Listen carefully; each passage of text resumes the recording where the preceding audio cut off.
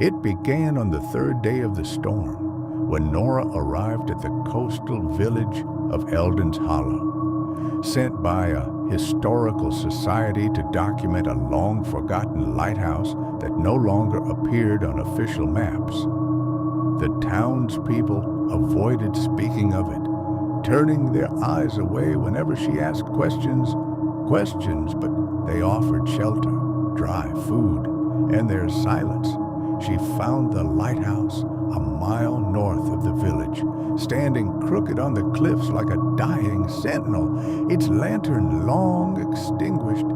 The structure itself seemed to lean unnaturally, built from stone darker than any she'd seen before, and despite the wind howling around it, the air inside was still, too still. The walls were lined with salt-stained portraits of men in keeper uniforms, each with eyes blacked out, some scratched, some burned, as though the images had resisted being seen.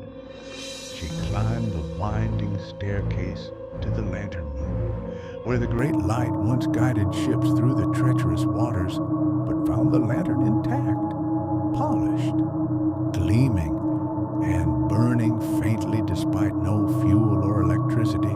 Its flame shimmered with a bluish hue that seemed to flicker in rhythm with her heartbeat. Beside it was a chair, and on that chair sat a man who should not have been there, pale still, wearing the garb of a 19th century keeper, eyes closed, mouth slightly open, breathing slowly as if in slumber or death. Nora backed away, but the man's eyes snapped open, revealing empty sockets filled with shadow, and he whispered, "It's not your turn, not yet." She fled, but the spiral stairs had changed, becoming longer, darker, the stone damp with something warm. The further she ran, the further she seemed from the exit, and the air grew heavy with the smell of brine and rust. When she finally escaped and turned to look back, the lighthouse stood straight, its light off, as if nothing had happened. That night in her borrowed room, she dreamt the sea swallowing the land, and the lantern's blue flame rising from the deep, whispering her name in 1,000 voices. When she awoke, salt water was pooled beneath her bed, and seaweed wrapped around her ankle. Each day the lighthouse called to her, and each day she resisted. Yet the villagers grew distant, their skin turning pale, their voices hoarse, their shadows behaving independently under the moon. One by one, they began to disappear, and she learned that once every century, the lighthouse claimed a new keeper, not to guide sailors, but to guard what lay beneath the ocean floor, a god drowned long ago, exiled by those who could no longer bear its hunger. The lantern was not a light, it was a seal, and the keeper its sentinel if it ever dimmed. The thing beneath would rise again and consume the world not in fire, but in silence and tide.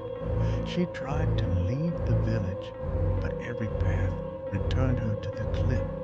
She tried to destroy the lantern, but it would not even crack.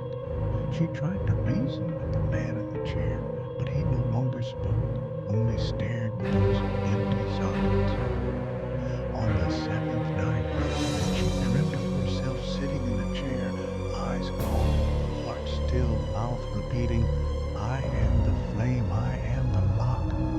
And when she woke, her hands were blistered, her lips dry and salty. The villagers stood outside her door in silence, holding over the water. She ran to the cliffs, but the sea was gone, replaced by an endless chasm where black tendrils waved in the mist, calling her home. The lighthouse glowed again, blue and beautiful and alive. Inside she found the chair empty, the keeper gone, the flame pulsing stronger than before. She heard footsteps behind her, dozens, hundreds, whispers in languages older than the ocean, and a voice inside her head saying, "One must burn to hold the dark."